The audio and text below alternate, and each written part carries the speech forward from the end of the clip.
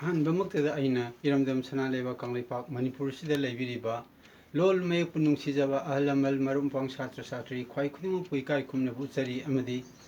ꯂꯣꯜ ꯃꯌꯦꯛ ꯇꯝꯕꯤꯕ ꯃꯇꯝꯗ ꯑꯇꯣꯞꯄ ꯃꯤꯑꯣꯏꯁꯤꯡꯕꯨ ꯑꯃꯗꯤ ꯑꯇꯣꯞꯄ ꯂꯨꯞꯁꯤꯡꯒꯤ ꯃꯤꯑꯣꯏꯁꯤꯡꯕꯨ ꯍꯔꯥꯎ ꯍꯔꯥꯎꯅ ꯅꯨꯡꯁꯤ ꯆꯥꯟꯅ ꯂꯣꯏꯅꯕꯤꯕ ꯉꯝꯕ ꯃꯤꯑꯣꯏꯁꯤꯡꯕꯨꯁꯨ ꯑꯃꯁꯨꯡ ꯂꯣꯜ ꯃꯌꯦꯛ ꯇꯝꯕꯤꯕ ꯃꯤꯑꯣꯏꯁꯤꯡꯕꯨ ꯑꯩꯍꯥꯛꯅ ꯏꯀꯥꯏ ꯈꯨꯝꯅꯕ ꯎꯠꯆꯔꯤ ꯉꯁꯤ ꯅꯩꯅꯒꯗꯕ ꯁꯔꯨꯛ ꯑꯁꯤ ꯏꯅꯨꯡ ꯌꯦꯛ ꯚꯣꯌꯦꯜ ꯍꯥꯏꯔꯤꯕ ꯃꯌꯦꯛꯁꯤꯡ ꯑꯁꯤꯅ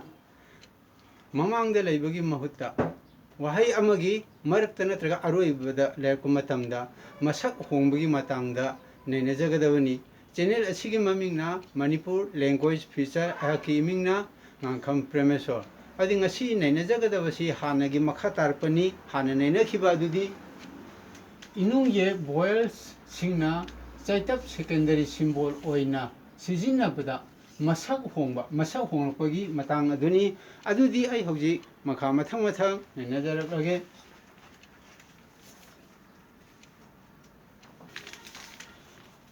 ꯁꯤꯗꯩꯗ ꯌꯦꯡꯕꯤꯌꯨ ꯁꯤꯗꯩꯗ ꯁꯦꯟ number 22 MLPP P1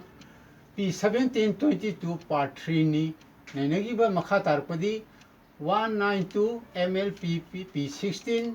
22 9 October 2022ꯗ ꯁꯟꯗꯣꯛꯈꯤꯕ Manipuri ꯂꯣꯟ ꯂꯣꯟꯁꯨꯝ ꯄꯊꯥꯞꯀꯤ ꯃꯈꯥ ꯇꯥꯔꯛꯄꯅꯤ ꯉꯁꯤ ꯅꯩꯅꯖꯒꯗꯧꯔꯤꯕ ꯑꯁꯤ ꯑꯩꯅ ꯍꯧꯖꯤꯛꯁꯨ ꯍꯥꯏꯖꯈ꯭ꯔꯦ ꯏꯅꯨꯡ ꯌꯦꯛꯁꯤꯡ ꯑꯁꯤꯅ ꯃꯃꯥꯡꯗ ꯁꯤꯖꯤꯟꯅꯕ ꯃꯇꯝꯗ ꯃꯌꯦꯛ ꯑꯣꯏꯅ ꯁꯤꯖꯤꯟꯅꯩ ꯑꯗꯨꯕꯨ ꯋꯥꯍꯩ ꯑꯃꯒꯤ ꯃꯔꯛꯇ ꯅꯠꯇ꯭ꯔꯒ ꯑꯔꯣꯏꯕꯗ ꯁꯤꯖꯤꯟꯅꯔꯛꯄ ꯃꯇꯝꯗꯗꯤ ꯆꯩꯇꯞ ꯑꯣꯏꯅ ꯍꯥꯏꯕꯗꯤ ꯁꯦꯀꯦꯟꯗꯔꯤ ꯁꯤꯝꯕꯣꯜ ꯑꯣꯏꯅ ꯁꯤꯖꯤꯟꯅꯩ ꯑꯗꯨꯒꯤ ꯃꯇꯥꯡꯗ ꯅꯩꯅꯖꯒꯗꯕꯅꯤ ꯑꯍꯥꯟꯕꯗ ꯌꯦꯡꯕꯤꯌꯨ ꯁꯤꯗꯩꯗ ꯏꯅꯨꯡ ꯌꯦꯛ ꯈꯣꯟ ꯈꯨꯖꯤꯡ ꯚꯣꯌꯦꯜ ꯐꯣꯅꯤꯡꯒꯤ ꯃꯇꯥꯡꯗꯅꯤ ꯉꯁꯤ ꯅꯩꯅꯔꯤꯕ ꯀꯩꯅꯣꯁꯤꯡ ꯑꯁꯤ ꯃꯌꯦꯛꯁꯤꯡ ꯑꯁꯤ ꯚꯣꯌꯦꯜꯁꯤꯡ ꯑꯁꯦ ꯀꯔꯝꯕ ꯃꯐꯝꯗ ꯁꯤꯖꯤꯟꯅꯒꯦ ꯍꯥꯏꯕꯒꯤ ꯃꯇꯥꯡ ꯑꯗꯨꯗ ꯑꯔꯣꯏꯕꯗ ꯋꯥꯍꯩꯒꯤ ꯃꯔꯛ ꯑꯃꯁꯨꯡ ꯑꯔꯣꯏꯕꯗ ꯁꯤꯖꯤꯟꯅꯔꯒꯅ ꯃꯁꯛ ꯍꯣꯡꯂꯛꯄꯒꯤ ꯃꯇꯥꯡ ꯑꯗꯨꯅꯤ ꯑꯁꯤꯗ ꯏꯅꯨꯡ ꯌꯦꯛ ꯚꯣꯌꯦꯜꯁꯤꯡ ꯍꯥꯏꯗꯤ ꯑ ꯑꯦ ꯑꯣ ꯏ ꯎ ꯁꯤꯅ ꯑꯇ꯭ꯌ ꯑꯇꯞ ꯑ ꯑꯇ꯭ꯌ ꯑꯦꯅꯞ ꯑꯦ ꯑꯇ꯭ꯌ ꯑꯣꯅꯞ ꯑꯣ ꯏ ꯃꯔꯤꯛ ꯏ ꯎꯟ ꯃꯔꯤꯛ ꯎ ꯍꯥꯏꯗꯤ ꯁꯥꯡꯅꯆꯤꯡꯕꯅꯤ ꯁꯤꯅ ꯂꯣꯡ ꯇꯣꯟꯅꯤ ꯀꯟꯚꯦꯟꯁꯅꯦꯜꯂꯤ ꯍꯣꯂꯤꯡ ꯇꯣꯟ ꯑꯣꯏꯅ ꯁꯤꯖꯤꯟꯅꯕꯅꯤ ꯍꯥꯏꯔꯤꯕ ꯃꯌꯦꯛꯁꯤꯡ ꯑꯁꯤꯗꯤ ꯃꯌꯦꯛꯀꯤ ꯃꯌꯦꯛ ꯉꯥꯛꯇꯅꯤ ꯑꯗꯨꯅ ꯑꯇꯤꯌꯥꯗ ꯆꯩꯇꯞ ꯆꯠꯄ ꯑꯃꯁꯨꯡ ꯚꯣꯌꯦꯜꯁꯤꯡ ꯑꯁꯤꯗꯩꯗ ꯑꯇꯣꯞꯄ ꯃꯌꯦꯛ ꯍꯥꯞꯆꯟꯕ ꯃꯔꯤꯛꯀꯨꯝꯕ ꯍꯥꯞꯆꯟꯕ ꯑꯁꯤꯗꯤ ꯃꯌꯦꯛꯀꯤ ꯃꯌꯦꯛꯅꯤ ꯁꯤꯗꯩꯗ ꯍꯥꯏꯖꯔꯦ ꯃꯊꯪꯗ ꯑꯃꯨꯛ ꯌꯦꯡꯕꯤꯌꯨ ꯁꯤꯗꯩꯗ ꯑ ꯏ ꯎ ꯑ ꯑꯦ ꯑꯣ ꯏ ꯎ ꯁꯤꯅ ꯁꯥꯡꯅ ꯆꯤꯡꯕ ꯂꯣꯡ ꯇꯣꯟ ꯑꯗꯨ ꯁꯤꯅ ꯐꯣꯂꯤꯡ ꯇꯣꯟ ꯑꯣꯏꯅ ꯁꯤꯖꯤꯟꯅꯕꯅꯤ ꯁꯤꯅ ꯏꯪꯂꯤꯁꯀ ꯃꯥꯟꯅꯕꯁꯤꯡ ꯑꯗꯨꯅꯤ ꯑꯇꯤꯌꯥꯅ ꯑꯦꯒ ꯃꯥꯟꯅꯔꯦ ꯏꯅ ꯏ ꯅꯠꯇ꯭ꯔꯒ ꯑꯥꯏꯒ ꯃꯥꯟꯅꯔꯦ ꯎꯟꯅ ꯏꯎꯒ ꯃꯥꯟꯅꯔꯦ ꯑꯇ꯭ꯌ ꯑꯇꯞꯁꯤꯅ ꯑꯦꯒ ꯃꯥꯟꯅꯔꯦ ꯑꯇ꯭ꯌ ꯌꯦꯅꯞꯅ ꯑꯦ ꯏꯒ ꯃꯥꯟꯅꯔꯦ ꯑꯇ꯭ꯌ ꯑꯣꯅꯞꯅ ꯑꯦ ꯑꯣꯒ ꯃꯥꯟꯅꯔꯦ ꯏ ꯃꯔꯤꯛꯅ ꯏ ꯗꯣꯠꯁꯤꯅ ꯑꯥꯏꯁꯤꯗ ꯃꯊꯛꯇ ꯐꯩꯅ ꯂꯥꯏꯟ ꯆꯤꯡꯉꯤ ꯑꯗꯨ ꯎꯟ ꯃꯔꯤꯛꯁꯤꯅ ꯎꯟꯗ ꯃꯊꯛꯇ ꯐꯩꯅ ꯂꯥꯏꯟ ꯆꯤꯡꯉꯤ ꯃꯈꯣꯏꯁꯤꯡ ꯑꯁꯤꯅ ꯋꯥꯍꯩꯒꯤ ꯑꯍꯥꯟꯕꯗ ꯑꯣꯏꯅ ꯁꯤꯖꯤꯟꯅꯒꯅꯤ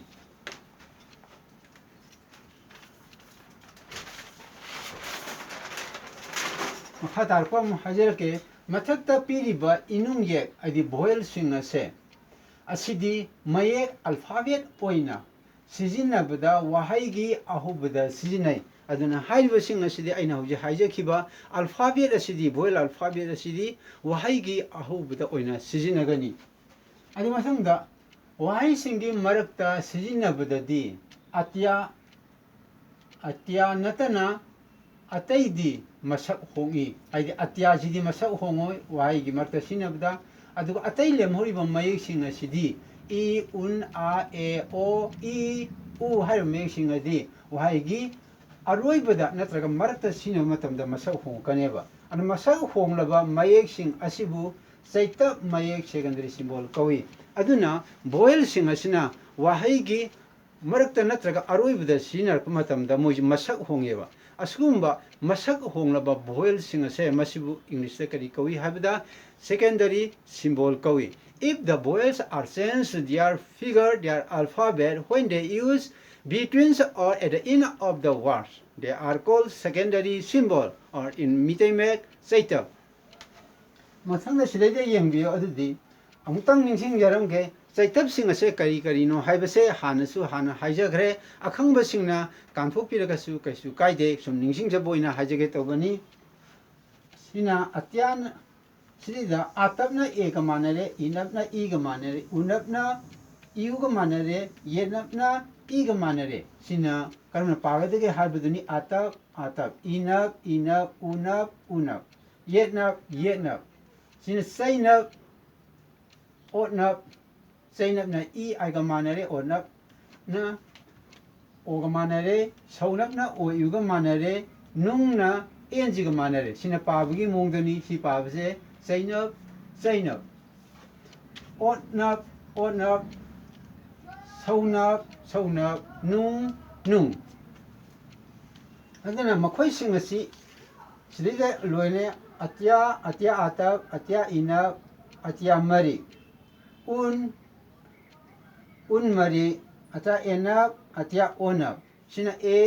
sida leijari sini ga manare natraga ga su manare sigiji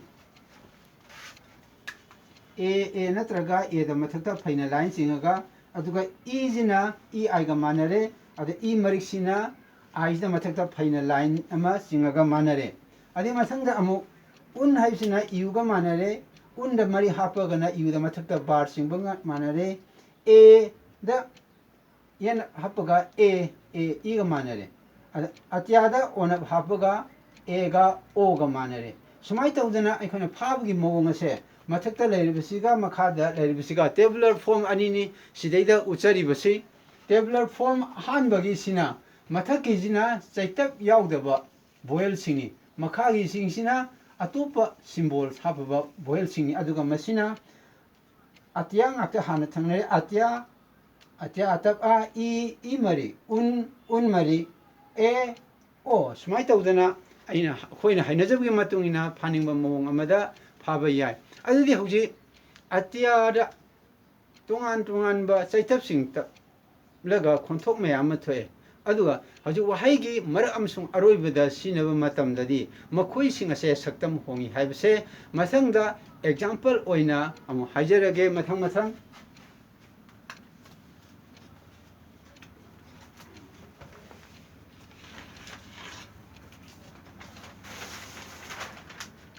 sidida pijariba atiyada chaitap oina onthorokpagi mawong amadi inapta chaitap oina onthorokpagi mawong sing ase wahaigi marak natraga aroibada leba masi khudam sing ase mathang yengminasi hama khudamda wahai singi ahobada inung yek sijina ba represented boiluna sinabawani ahobdoina sinabani songisina wahaigi mar aroiba mafamda sijinaba chaitapni secondary symbol ni songina represented boil ni sina alphabet oina sinabani mayki may oina songina secondary symbol kawi sina chaitap oina sijinarga adudi yengsi atyaji kariga manare ga manare amaiba adi amaiba physician or priest haina khangne masigi di chaitap oina oningai leitre atiyagi di aduga atya ataptadi masi chaitap ona oningai leba alphabet oina sinabda alu hai matamda potato hai english ta potato hai re alu ji atya atapni adu sidaida atapsi chaitap oina sinarga dadi wahai gi aroibada yariba khudam si yengsi tara hai matamda TARAA ana sigi atyaji kaino onthoe chaitap oina onthoe sumai tawduna number 2 ji da haibji rising tone sina ga manare sina ima haibani sida ima haiba wan thoe english ta mother haire aduga sina chaitap sigi marakta sina gi natraga aroibda sinaba haibdi si matangista aroibda sinare aduna ji aroibda sinar kandadi chaitap oina sinaiba inap koi mase inap sina kariga manare ga manare mi haire ani english ta kamai pagada mi hana pare earthly वाहन थोक्ति meaning के कइनो the spider हाजे होय insect तिल मखल म spider तिन मखल money अदन इनक ओइन सिने enum अल्फायो Sinner बदो सिदे इनक ओइन सिनरे समाय तौदना अमु मरिक सिना बदम दा इसिंग हाय सिना अल्फाबेट ओइन सिनर बनी मरिक सियारगा इसिंग हायबदि इंग्लिश ता वाटर समाय तौदना chaitap oina sinar matamdadi masi falling tone oina sinar pani sidaida lum yauri si mari kaudre ye lomda hapa gadi masi kaino falling to the lum oina sinar pani anda inapta lum hapa gade inap lum di I ga manare masi falling to ni mi haiba mi inap lum mi ana kari ga manare e ga manare men adi mi oibedo sing mane mathaki jina rising to na spider haire sidana laga falling to na ga men hai smai ta udana un hai mayek se alphabet oina sina matamda uku haire ada un ko unaku uku hai uku ji kare ba hai tare sidana ada mathang sina rising to ni adi somdadi sidida wahayo sai tak oina sina pu matamdadi adi wahai gi marak amsung aroibda sina pani sina aroibda sina pani unap sina yuga manare maku haire sida maku hai matamda iroi loibda sina re iuna ole ana masigi arthana english ta meaning na all have maku heba apai uche ningdang da pai gan uche to sina rising to ni ada pholung tan da unji de da mari ama hapsan tar ga di ma sa alphabet on sima da unda mathak da phaina line am chinge si pholing to ni eti harje ana uri haba uri haibagi arthadi meaning di creeper haba u da yela ga natraga uwada yela hoba pambi amani uri haibaje sina alphabet on sina ban aduga un haibaji falling tone oina saitak oina sinargadi maku haiba ahamagina maku haiba uche ni sina maku hai targadi after covering for mathak tangba sarukta kupa saruk neba kaino ugi wore amagi wore amaramda artha atopam je lai makubo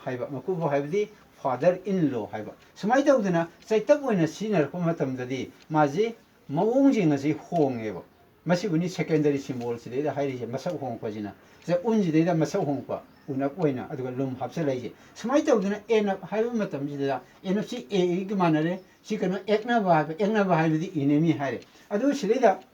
wahai gi marta sinar pa matamdadi NFC ga manare ten ba haibadi rising to ni yang na haibani tu so di utpa ten ba adu masi falling to na sinar ga di haibadi lumji hapsela ga di yenata da makha da faina line am sinure mathak ta hapaga na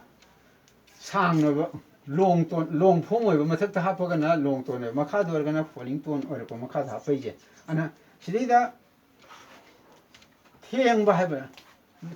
haiba not too deep haiba ten ba haibadi not too deep adi lu da haiba ten ba haiba matamda masi karino haiba matamda mase falling to ni ten ba not deep adi lu da ba english ta hariga sumai tawdana atya onapsi sigi matang da mu yengsi atya onap de oza haji makok ta sinabani adubu loan ba hai targadi sin saitak oina sinare e rising tonda to boil liquid mahi sing loan ba do ade loan ba har sinema si rising to ne ba adu yena si falling to ne sinaradi oj de makha da faina line chinge si khudam di loan ba haibadi lo de makha da faina line chinge je falling to ne loan ba haibadi to close door adi thong loan ba mathaki loan ba haibje ayang bajina onap sidaida to boil mahi gumba ising gumba loan ba sina thong loan ba je loan ba je sina falling to ne ba smai tawduna makha da mu yengsi sidaida mu sidida gida sina makha da faina line laga falling to nore oda faina line makha da singaga falling to le mathakina hamada ten ba asina utpot utpani sigina ludaba ising imai gumba manungda ludaba sigina loan ba hai matamda isinguma sonbani loan ba har gana close hoibani smai tawduna secondary symbol sing ase onthor ko matamda magi saktam sing ase loin oli amsung arumba ayam matungina su khene smai tawduna mapung me asina boil sing asina secondary symbol oina olapu matam sidaida magi masaksu hongi amsung masak hongbada natana arumba ayang bagi matungina su magi sakpamsu tongali haibase mayeng sengna ulle ade makha mu yengsi mayeki haibje makha sida boil gi matang sing asidida mayek si matang sida khitang samlapna amutanga haijage mayek haibsida boil sing asidida magi saktam hongna ibi matang sida amutanga haijage mayeki inungye boil combined with other secondary symbols and a dot mayeki haibse boil haibsi kaino da symbol amsung dot ka loina tardi makhoi sing asibu mayeki kaweba symbol jana atap yenap onap leire अदुगा दोतना Marik लेरे इनपता उनपता हाफिजे सिदे उनपता हाले इनपता सु हाफिजे सुमाय तो ना भोल the symbol हाफता लेजे मखोजु करी कवी मये की मये कवेब अदना मये की मये और सिंग से अदर सेकेंडरी सिंबल डॉट सैतप सिंग अदि दो सिंग से अपुन ब मये की सक्तम नि मोज अपुन ममे नि तोंगान बनते अदा इनुंग ये खोन खुजिंग ओइना लेगनी खुदम दी अत्या अतप से अत्या अमसुंग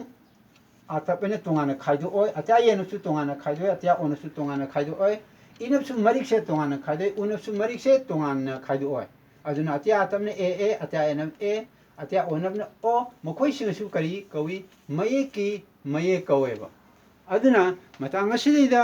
बोहेलना मतौ करम तौना सेकेंडरी सिंबल ओम मतमदा चैतक ओनबगी अमसुंग मतौ करम तौना अरुम अयांगना खाइदोकपगी हाइबदो मतांग सिदे लोइजरे चैनल असिगी ममिंगना मणिपुर लैंग्वेज फ्यूचर अहाकी इमिंगना ngankham Premesor award पालेगा सुमयमना हाइबिरउ निंगसिंगबिरउ आइना हराउना याजगनी चैनल असिगी ममिंगना मणिपुर लैंग्वेज फ्यूचर अहाकी इमिंगना ngankham Premesor लोल मे पुनुंग सिजब अमदी अतोपा लोल मयाम सिंग असि तंबिबा मतमदा अतोप ऑर्गेनाइजेशन की मियो सिंबु हराव हरावना लोइना बिबा ngamba मियो सिंबु सु लुप सिंगी मियो सिंबु सु अयांग इकाई खुमना जरी ngasiगी मतंग असे लोइसिनजरगे मथंगी अपलोड तव मतमदा अमु हना मयाम उनरसी